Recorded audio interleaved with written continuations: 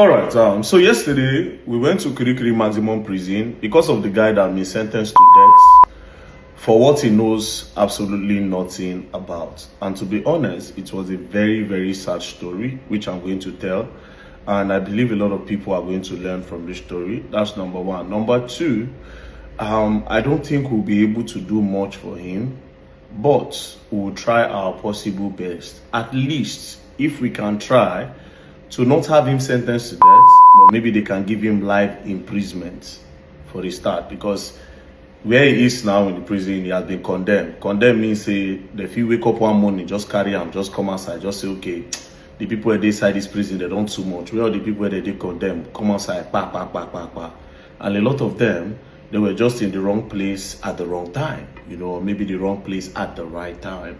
So what happened yesterday, when we got to Kirikiri Maximum, if you remember the guy, Samson ogochukwu Igwe from neighboring states, according to him, he said he was working in Anambra State, and then one of his friends called him that he should come to Lagos and he will secure him a job. And when he got to Lagos, that was when everything happened. Now, when we got there, then I asked him what happened. He should tell me the whole story. And then at the end of the day, I found out that illiteracy also played a very big role in why that guy is in prison. So what happened? When the guy told him to come from Anambra State to Lagos, the guy got him a job with a security company. The security company in Lagos here, I think it's called Koko Security Company. So they got him a job and they gave him a job in Lekki. Now, the person that called him to come, his name is Viviano Okonkwo. He called them to come to Lagos and then took him to that security company. And the guy said, okay, do I need to do an interview? He said, no, don't worry. I know the head of the security. I will talk to him and they will guarantee you a job. The only thing you need to say is that, please, I don't want to work anywhere else. I want to work in Lekki. It's Lekki that I want. So they went there, they spoke to the head of the security and they gave him 5,000 naira so that it can make things easy for them. So they gave him this job in one place in Lekki, right? Lekki phase 1. So he started working there. And one day his madam came and his madam saw that his friend that told him to come from Anambra State to Lagos. And the woman said, see, I don't like this guy here. You are security here. Stop bringing people to this house. The woman warned him and then the woman left. Subsequently, the guy continued visiting against the woman's knowledge, to the point where this guy slept in the woman's house 2 times against the woman's knowledge. Although he didn't sleep inside the house, he slept in the security part of the house. So one day, this guy came with 4 guys. That is the Viviano Okonkwo. He came to meet Samson ogochukwu Igwe with 4 guys in the morning and told him that, let's go inside. So when they went inside, they asked him, how many people are in this compound? So from there, they went to his own security place and they carried knife and a baton. That was how they went inside the main house with Samson. They tied Samson's hand and they went inside the main house. So when they got inside the main house, please let me sign that. Just give me.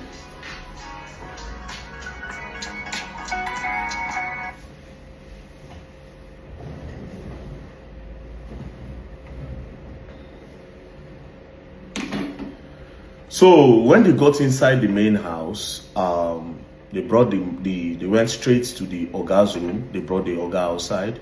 They brought the madam outside and the relative. They brought everybody outside. They collected money from everybody and they carried some jewelries and they packed everything. And they now carried one car from the house. So Nonso, which is the guy that brought Samson from Anambra State, now said Samson should go with them. Do you understand? That was how Samson followed them. They put Samson in the boots. They now drove to somewhere around Obalende, I think, ShopRite somewhere. They drove to around Aja ShopRite. One ShopRite around Aja. So when they dropped him, they now gave him 100K and they now told him to run away. You understand? But people that saw when these people threw him out of the car and gave him 100K, they gathered the guy and they asked him what happened. Then he explained that this guy, I know this guy from village. This guy gave me a job and he mobilized people to come where I was working to come and rob. And that's how they carried me along and they dropped me here. And he told me that I should run back to Anambra You understand? So people there now said, run, no, if you go back, they will arrest you. Some other people said, no problem, don't run. We all saw what happened. We'll follow you back to the place and we'll explain to them that this is what happened. They drop you off and give you money. So he said, okay. So the people followed him to the house. When they got to the house, the madam now started shouting, thief, thief, thief. Those people now ran away and left him.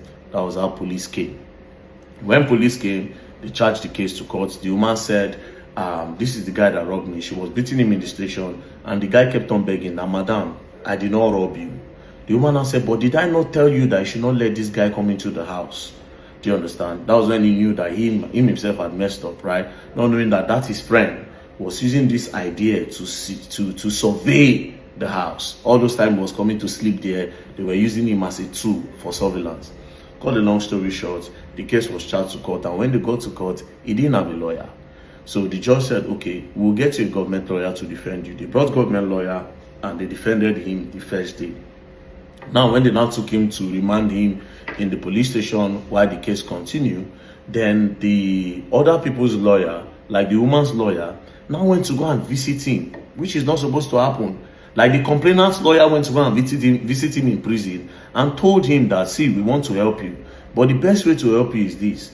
If the judge asks you if you know your madam, say no. Mind you, they tracked that car that they stole everything and put it inside. That is Vivian Koko. They tracked the car to where they were going to sell it, and they arrested all of them. So while this thing was happening in court, they brought in all of them.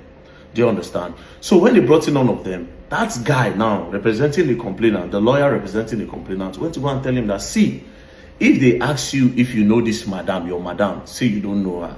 If they ask you if you know these guys, say you don't know them. That's the only thing that can save you. Then the guy said, okay. The guy now contacted his own lawyer that the government gave him, the government lawyer. Now contacted him and look at what this other person came to tell me. Do you understand? Then his lawyer now said, it's okay, just say what he told you to say. So they got to court. When it's time to talk, they asked him, do you know this woman? That is his madam that employed him. He said, no. Do you know these guys that came to rob? He said, no. Do you understand? That was how they now passed judgment that it is only him that went to go and do the robbery.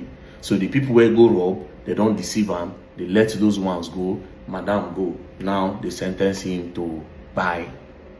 Now, me, I was thinking, okay, it's a case where they could not find the other people before. I don't know, say they already find them. They don't carry them come court. And this boy don't deny people where we say supposed to indict. People where we say supposed to say, yes, now these people come rob. These are the people that held my hand. They tied my hand. They forced me. They have been coming to the house. I did not know that they were trying to survey the house. I did not know that this. I did not know that. He denied them. He denied that he does not know them. Meanwhile, the man they talk say, these people, I don't know them. Now him, I know. Now him be my security guard. So you see how everything turned. Illiteracy. And boom, that was how only him is taking a fall for this. Now, what do we do? I don't know how the case won't take be, but we'll try to look for a way to appeal. Look for a way to appeal so that they cannot just carry him and go and buy him one day. Let's try to get life imprisonment first. It's a step from condemn to life imprisonment. And I hope luck is on our side. Now, to all the people who say they'll just call you from somewhere, hey, come with the chop life for here, start with the wrong come. You're on your own. You better be careful of the people that you let to influence you. And education is important. School no be scam. School no be scam. Thank you very much. And I hope we try our best. And may God help us. Peace and love. Don't play.